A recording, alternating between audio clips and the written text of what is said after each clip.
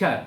आज पुनः विधानसभा आकलन के क्रम में हम आपको लेकर आए हैं काला पीपल विधानसभा। विदित हो यहाँ से वर्तमान में कांग्रेस के विधायक हैं, गढ़ रहा है भारतीय जनता पार्टी का यह विधानसभा क्षेत्र। पूर्व में प्रतिनिधित्व यहाँ भाजपा के मंत्री भी यहाँ से प्रतिनिधित्व कर चुके हैं।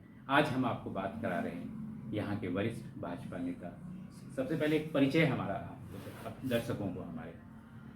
सुनील दथल, जी भारतीय जनता पार्टी जिला उपाध्यक्ष। जी पूर्व में युवा मोर्चा जिला अध्यक्ष रहा हूँ शाजापुर जिले का। जी, बहुत बहुत स्वागत है आपका हमारे इस कार्यक्रम में। सबसे पहले जानना चाहेंगे भारतीय जनता पार्टी किन मुद्दों पे काला पीपल से इस बार चुनाव लड़ रही है? भारतीय जनता पार्टी का तो एक ही मुद्दा है, विकास। जी सबका साथ सबका विकास।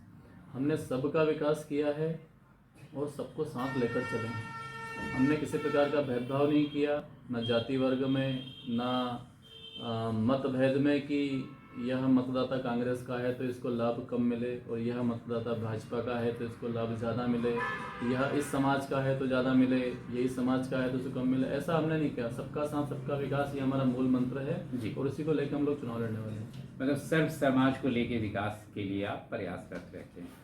विपक्ष बहुत ज़्यादा हल्ला कर रहा है किसानों को लेकर, तो किसानों को लेकर काला पीपल में क्या समस्याएं नजर आ रही हैं और क्या सुधार होना चाहिए? यहाँ किसान बहुल क्षेत्र है आपका काला पीपल। किसान बहुल तो हमारा पूरा देश ही है और हल्ला करना कांग्रेस की एक प्रवृत्ति है, जी झूठ बोलना और जोर से बोलना। तो मैं जवाब देना चाहूँगा कि किसानों की सरकार भाजपा सरकार, माता बहनों की सरकार भाजपा सरकार, दीन दुखियों की सरकार भाजपा सरकार, गरीबों की सरकार भाजपा सरकार। क्योंकि 70 साल में किसानों को कांग्रेस ने 1 रुपया नहीं दिया। हमने 6,000 रुपये नरेंद्र मोदी जी वाली सरकार किसानों को दे रही है और 4,000 मुख्यमंत्री जी की सरकार दे रही है। हमने माता बहनों के लिए लाडली लक्ष्मी योजना चलाई, लाडली बहना योजना अभी काम चल रहा है। डिलीवरी वाली एम्बुलेंस, मतलब कहीं ना कहीं माता बहनों की चिंता करी।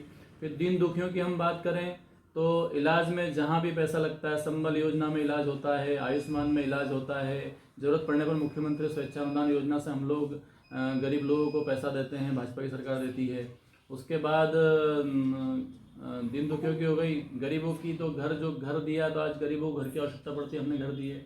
सबकी सरकार सबकी चिंता कर रही है। आप सबकी चर्चा कर रहे हैं। युवाओं के रोजगार के लिए क्या सोच है अभी आप लोगों की? युवाओं की रोजगार की अपन बात करते हैं तो मतलब औद्योगिक विकास की क्या संभावना है? औद्योगिक विकास की संभावना है ना। भाजपा की सरकार बनती है तो जैसे पोलाई कला विधानसभा में राजधानी माना जाता है, बड़ी पोलाई, जिसको पोलाई कला कहते हैं। तो वहाँ पर एक बाबूलाल जी वर्मा जो स्मार्ट सिटी का एक पूरा प्रोजेक्ट बना के उन्होंने बना रखा है और वो कहीं ना कहीं बीच में विधायक नहीं बन पाए, उस टाइप से वो विषय वहीं का वहीं रुक गया है। तो प्रयास रहेगा कि उसको फिर से विकास के रूप में किया जाए, वहाँ पे एक ऐसी औद्योगिक क्षेत्र बनाया जाए, ऐसा विकास रहेगा। आप सुन रहे हैं श्री सुनील दखल जी को। अगर आपके कोई प्रश्न हो तो कमेंट बॉक्स में लिखना ना भूलें। इस बार आप मतदाताओं ने इनके नाम की चर्चा की है। आपके नाम की चर्चा इस बार विधानसभा प्रत्याशी के रूप में की जा रही है। तो ये अगर सपोज आपके नाम पे पार्टी मोहर लगाती है तो जो अन्य प्रत्याशियों से कैसे समन्वय बैठाएंगे? मतलब गुटबाजी से कैसे निकलेंगे? मैं भारतीय जनता पार्टी में कोई गुटबाजी नहीं है काला पीपल के अंदर, क्योंकि मैं किसी भी गुट का नहीं हूँ। और मैंने तो कई बार तो चुनाव में ऐसी स्थिति बनी कि बस टिकट मिल गई, मैंने प्रत्याशी को कभी देखा ही नहीं और मैं काम पे लग गया हूँ।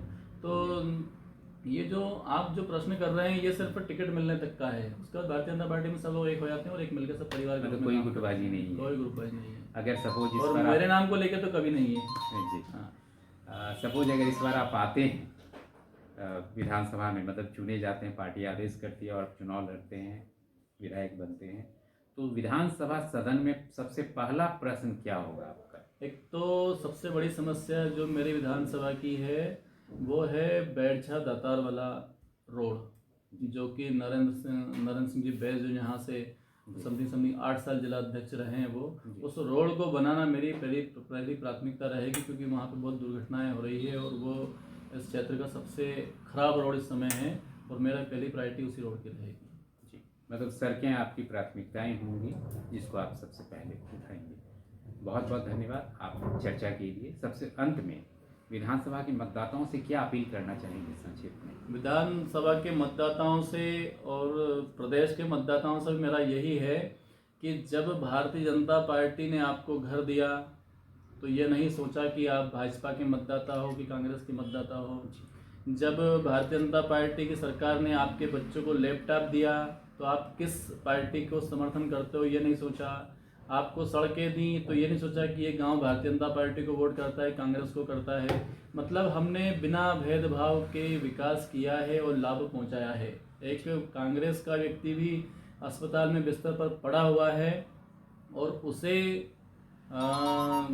आवश्यकता लग रही है पैसों की जी। तो हमने उसे बिना भेदभाव के पैसा दिया है। और जो अभी हमारे ही क्षेत्र से मतलब जिले से इंद्र सिंह जी भाई साहब जो शिक्षा मंत्री हैं जी। उन्होंने मध्य प्रदेश में सबसे ज़्यादा मुख्यमंत्री स्वेच्छा अनुदान योजना से लोगों की सहायता की है। तो हमारे मन में कभी बीजेपी कांग्रेस नहीं आया, बस वो बीमार है हमने उसको सहायता की है।